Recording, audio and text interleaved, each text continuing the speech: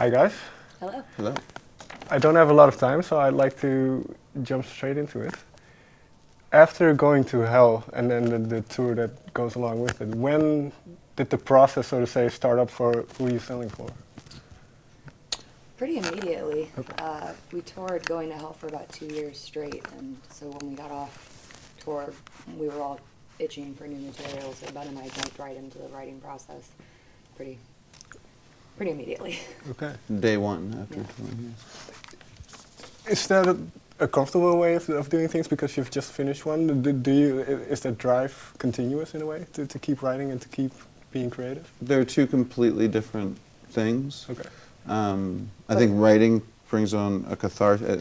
Writing's It's a whole process. It's a whole thing. lifestyle. So I think the longer you stay out of it, the more Desperate you become I mean, for it. it's like drinking Okay. water. I mean, like it's like 2 years of not having a glass of water, so you're just Right. parched for creating. And okay, then the album, it starts off with Get Your Shit Together. It does. That was It was unintentional. unintentional. Okay, but I was wondering where that line came from, but I was unintentional. telling everyone in the studio to get their shit together. Okay, so it was no. No, it was just a No. live Fair take enough. of the Fair piano enough. and the vocal. It Okay, was just one of the takes, and And I think somebody didn't hit record the first time. yeah. okay, fun to know. So what was the kind of the starting point? What was the first song that you kind of started to write? Actually, our new single, Yeah. "Oh My God," was the first song. Was kind of the catalyst of we want to record that. So That was the jumping off point. that was the jumping off point. And then we dove in.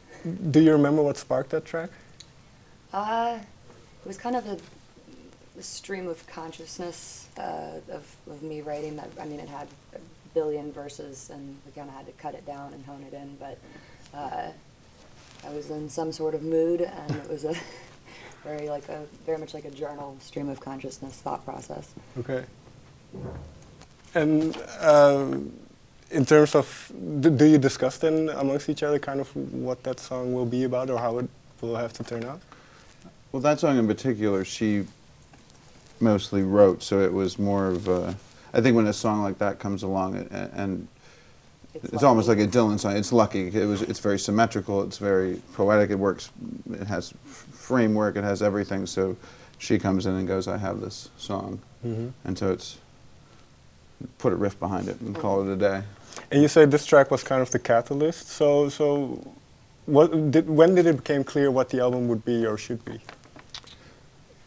don't We're think- still working on it. I was Yeah. gonna say I don't Okay. think it ever actually becomes entirely clear until you Okay. finish it, because when you're in it, you're not reflecting on it. You're Right. making it. So it's something that we still need more time with it to look back on it to be able to actually answer that properly, probably.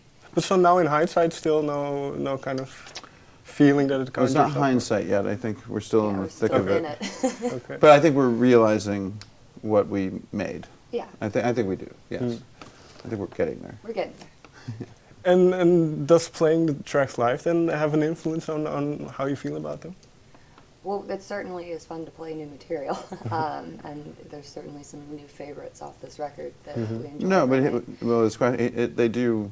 They evolve. They evolve, Right. and they you see by seeing an immediate reaction to them. There's definitely you can see what it's saying. The reaction to what it's saying definitely has a. It's like kind of writing a speech. Like imagine if, say, some president of the United States is Oh God. writing a speech. Does he?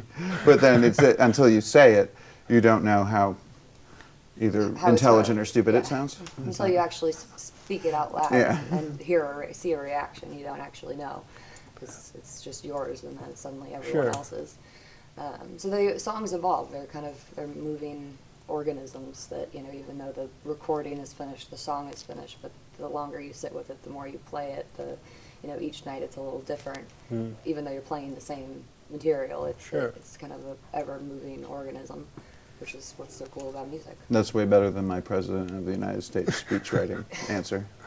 But so have you noticed, because you're now mid-tours, I think you've just finished UK and then now you're doing Europe, so have you noticed certain things about the songs, maybe ones that go over well? Or It's all, I mean, the reaction to all of them has been pretty spectacular.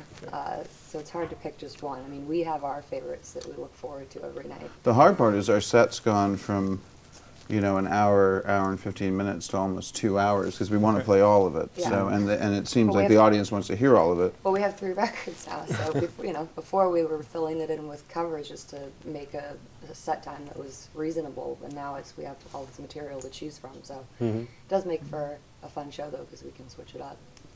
And well, you mentioned that the creative aspect and the live playing are 2 very separate things.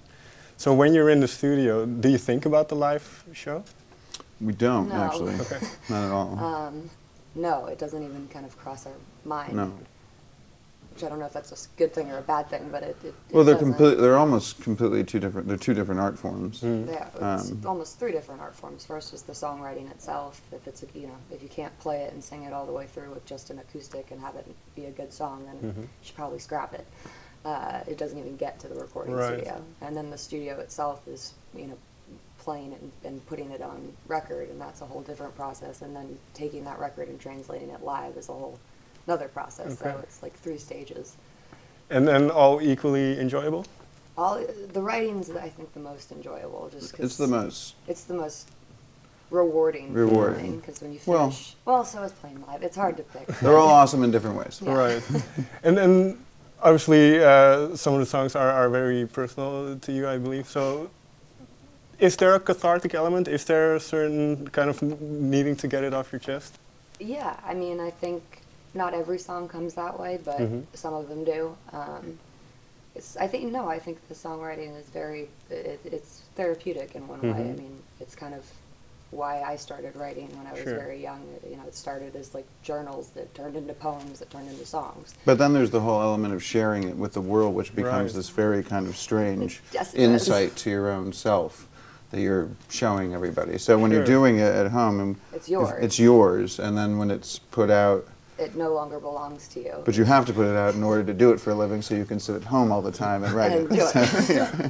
Well, that's an interesting thing, because is it difficult then to let them go?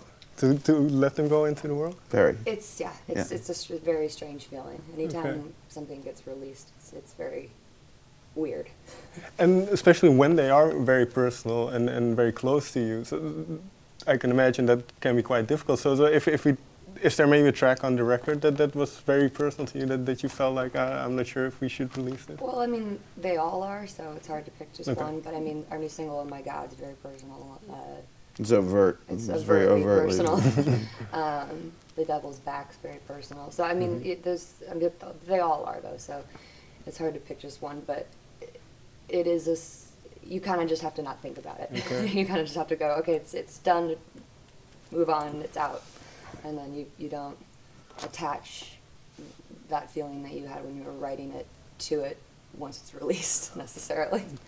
Well, Kind of detach. Well, that's the thing, because do you revisit kind of some of the emotions on stage that were I mean, originally connected yeah, to it? But like I said, it's very much like the songs where it's evolved. I'm no longer in that exact Okay. space and zone that I was when I was writing it. I'm performing, so there's a different element to it. But that's why the songs have tiers to it, so Yeah. you can use kind of a different a different aspect of the song to. Like you can use the aggression of it, or the the simplicity of it, the somberness, or whatever. So you don't necessarily have to go so dark inside Right. your own head. Right. You can still entertain. Okay. Final question. The album is called Who Are You Selling For? When did this kind of sentiment or realization come to you? Well, it's a track on the record. It was the other starting track. Yeah. And so when we were going through titles and for the record, that one kind of stuck out as it seemed interesting to us to pose a question to the audience instead of defining something for them. Well, I think the record is undefined, so Yeah. it's an undefined title, but it's also the question is what the record is. It's a broad question, Sure. and it's And a broad record. and a broad record. So it seemed fitting. Have you found an answer to that question for yourself? Changes every day. changes every day. Self or no one. That's the answer. That's the answer. All right. Thank you very much for your time. Thank you. Thank you. Thank you very much, sir.